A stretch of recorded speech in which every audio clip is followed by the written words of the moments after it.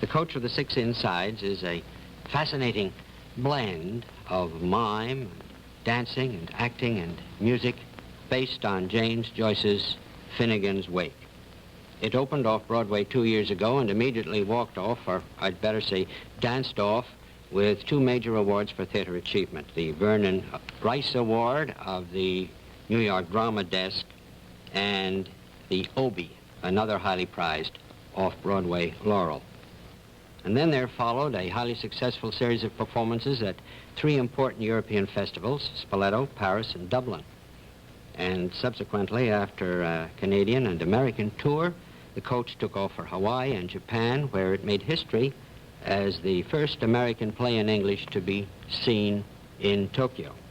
And as if that were not enough, widespread demands have brought about a recent decision to send the Coach out through the United States again in 1965.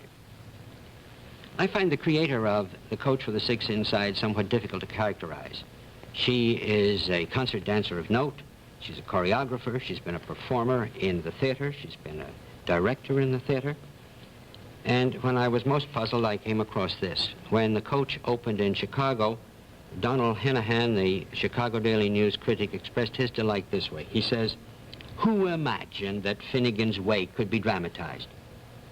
Jean Erdman, that's who. Bless her Joycean soul. She gave me as rich an evening as I've enjoyed in many a season." And perhaps Joycean soul would sum it up, Jean. What led you to dramatize Finnegans Wake? Well, it's a wonderful thing to find a piece of writing that is just made for a choreographer.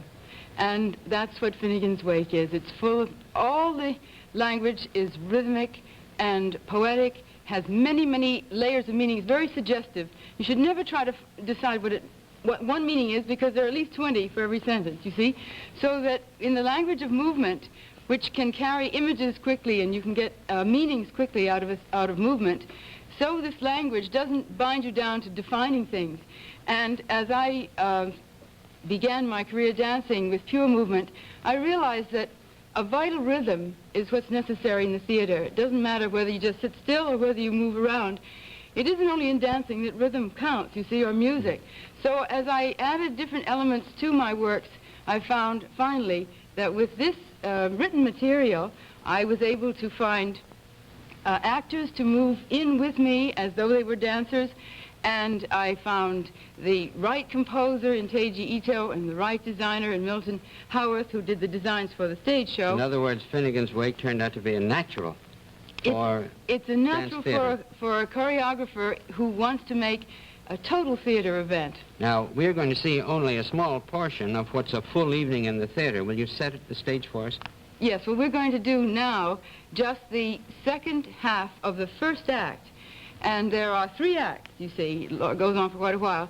But here we will start with the family. You know, we are all inside the mind of this dreamer, Mr. Earwicker. And, oh, the title. The Tavern. The Tavern Keeper in Dublin. That's right. And inside of his mind, we, in the dream, his wife, his 2 sons and daughter, and it is like an archetypal family of the world, mankind. We're all looking around for the meaning of the past and for the past. His past and your past. Our past, everybody's past. In other We're words, all here in it. comes everybody. That's right. Well, stay with camera 3 then as we go into the dreaming mind of Mr. Joyce's Dublin Tavern Keeper. Thank you, Chief.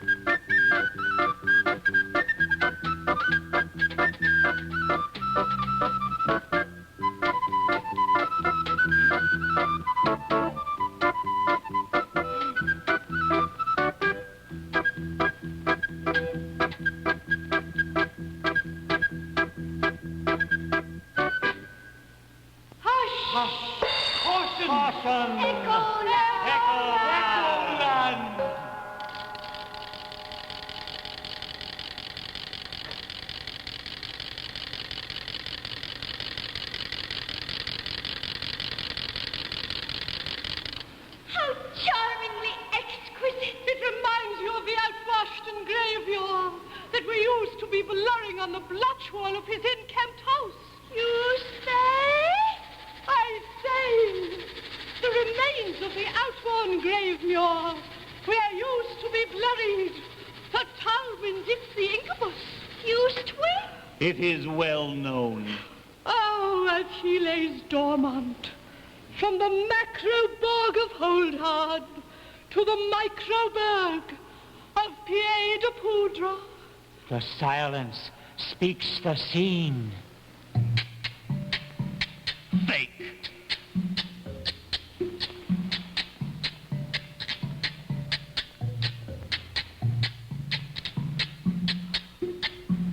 So this is to you, Blow. Walk a dun blink round with this albutile. And you shall see how old he plain of my elders. Countless as of live stores have never fallen by this plague. Thick as flowflakes slitters from aloft, like a vast wizard all of worlds. Now all attuned to the mound, Ishkis to Ishkis, Erda from Erda. Can you read its words? It is the same toll of all. Oh, Grilsy drowsy.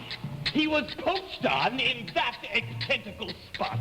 He may be humpy, nay, he may be dumpy, but there is always something racy about, say, a sailor on a horse. He comes out of the soil very well after all. Stench. What a meise old miesid or miek. Now the things are here too. Oh, stoop to please. Creaky from age. And now all quite obsolete. And old Wally Wobbly you is too. Hard worth a wipe of grass. See the snake worms every side. Our Delvin is swarming in sneaks, racketeers, and buttloggers. There, little.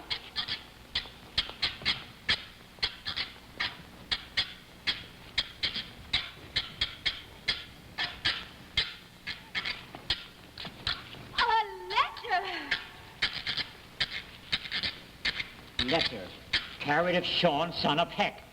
Written of Shem, brother of Shawn. Uttered for Alp, mother of Shem. For Heck, father of Shawn.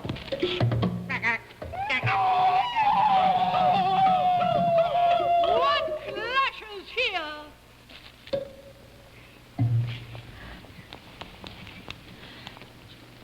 Initialed G. Gone. 31 Jan. 1132 A.D. Not known at 1132 A. Sin Jetty Pierce. Opened by Miss... Take. Drowned in the Laffy. Search unclaimed M-A-L-E. Back in few minutes. Gee, it's Kate. Already buried. Back to the P.O. to be soiled. Sender, Boston, Mass. And yet may we not see still the Brontoictian form outlined a slumber, even in our own nighttime, that Bronto loved. And Brunto has a lean on.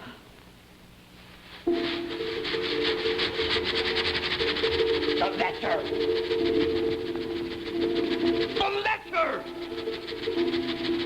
No answer! No answer. With lips she lispeth to him all to time, of such and such on so and so. She, he, she, ho, she, ha, tula. For the producer, Mr. John Baptist, our vicar, caused a deep abulousness to descend upon the father of truants. And at a side issue, Pluto promptly brought forth on the scene the cutlet-sized consort. Foundling filly of 40 shillings, Foster Taylor and Shipman, Shoppahoyden. Weighing 10 pebble 10 and scaling 5 footsie 5. Spanning 37 inches round the good companions. 29 ditties round the wishful waitress. 37 also round the answer to everything. 23 of the same on each of the quiz supper bits. 14 round the beginning of happiness. and nicely gnawing on her shoes for slender. Luke, if he could bad twig her. Sure, she's nearly as bad her as him herself. Who? Anne Olivia. Do you know she was calling back bandits' house from all around to go and kill him, her erring chief, and tickle the pontiff. Aye. She was, but little I thought she'd act that lower. Tell me, Moa. Well, old Humper was as gloaming as Krampus, sitting samber on his set, dramming and droaming, and asking queasy quizzers of his rueful countenance. And didn't she, up in sogs, and go and trot doon and stand in her dooro, puffing her old doogeen, and every winsome farmerette walking the Pillen roads, usen't she make her a simp or a sign to slip inside by the Sully port, calling them in one by one, and legging a jig or so on the sill to show them how to shake their benders, throwing all the nice little whores in the world at him. Yittle that the limit. Well, could you blame her? What would you do with that so tiresome old milkless a ram, with his tiresome old duty pack and his bronchial tubes in his tiresome old shepherd's blood drum?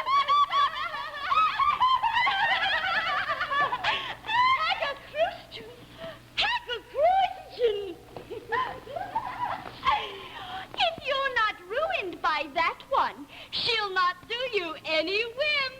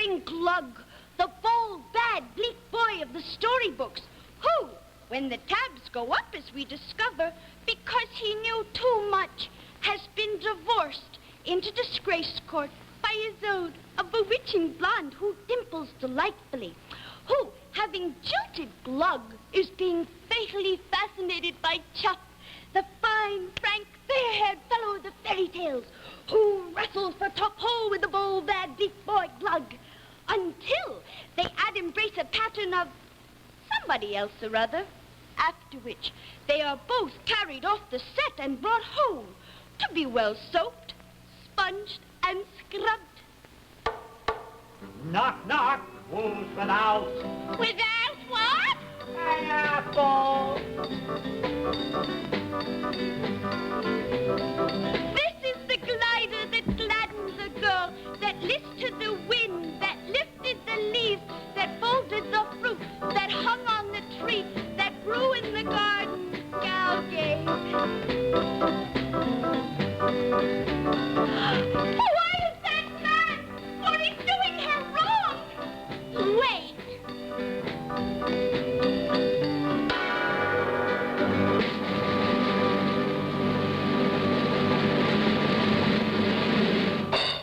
When they set fire, then she's got to glow.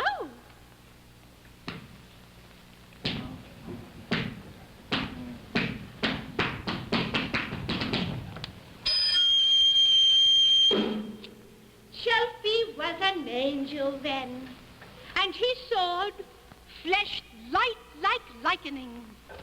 But the devil himself was in Gluga, that lost to learning punct. He was spuffing and sputting, tossing like any sin, whipping his eyes salt,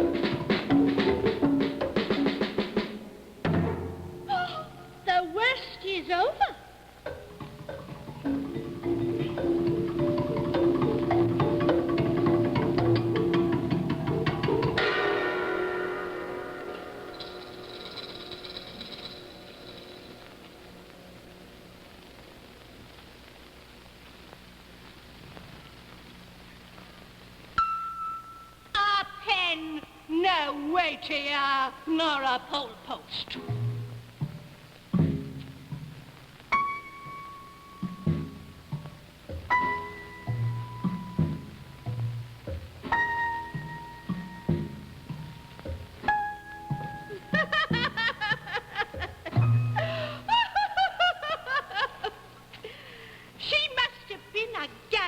In her day, more than most.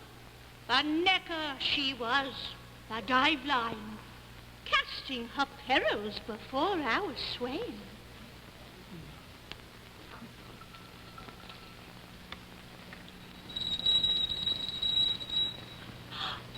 Post! The post! All the world's in want and is writing letters. A posy cord, please. Letters from a person to a place about a thing. Letters to a king about a treasure from a cat. All she wants, she writes, is to tell the cock's truth about it.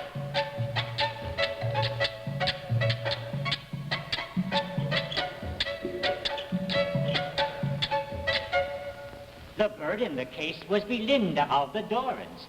And what she was scratching at on this comical-bottomed cockstute, dump for short, looked through all this zigzag whirl like a goody-sized sheet of letter paper, originating by transshipped from Boston, Mass. Lead kindly bow.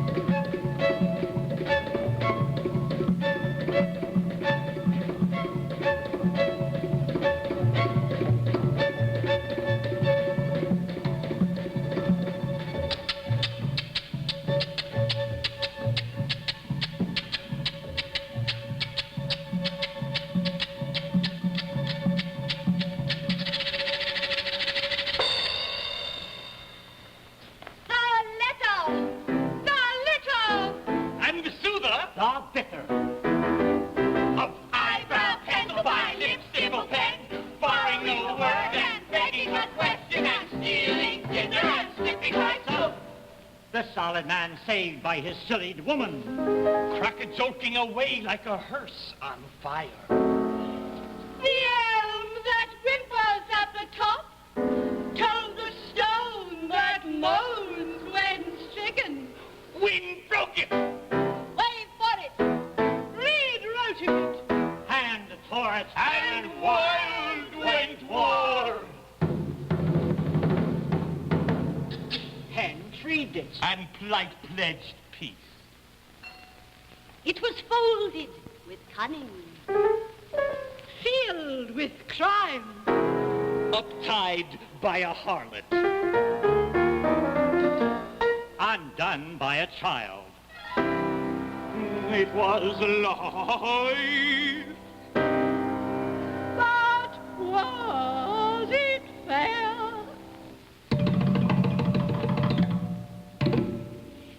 It was free. But was it art?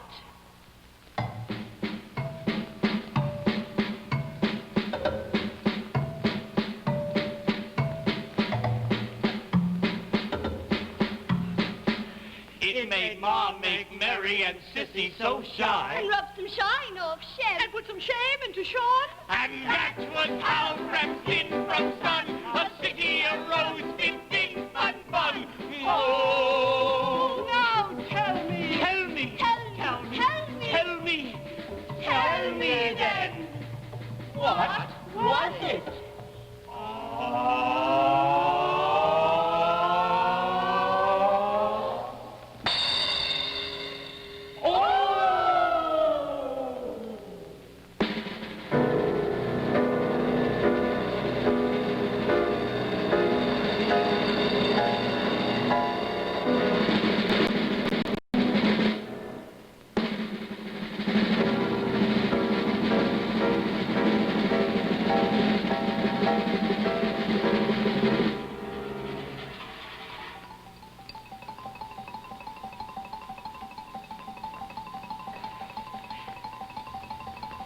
It was all so agreeable.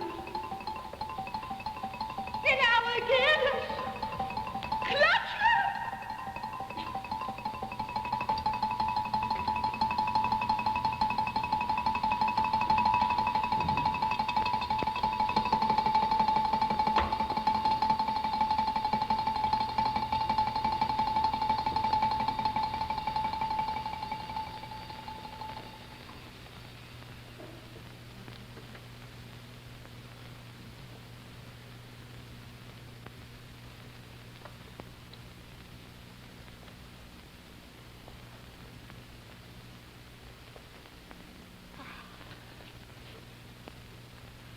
By earth and the cloudy, but I badly want a brand new bankside.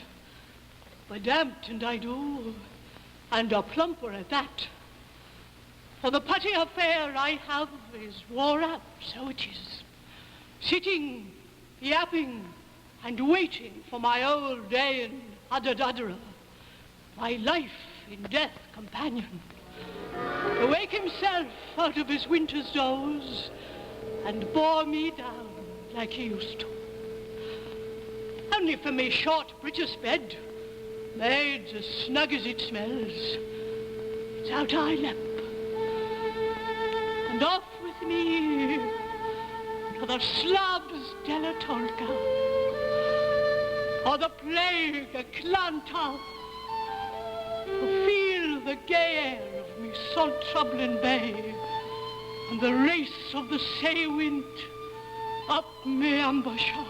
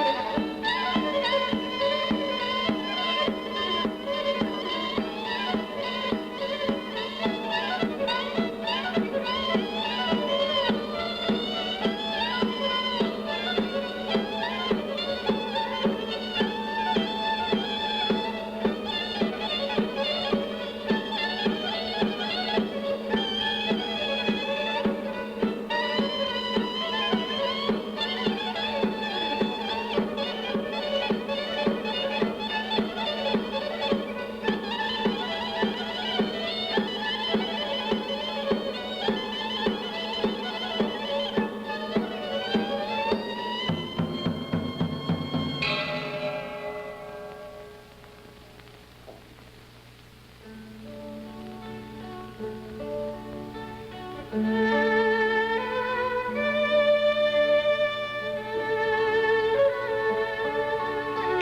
Erdman's The Coach with the Six Insides will tour this fall.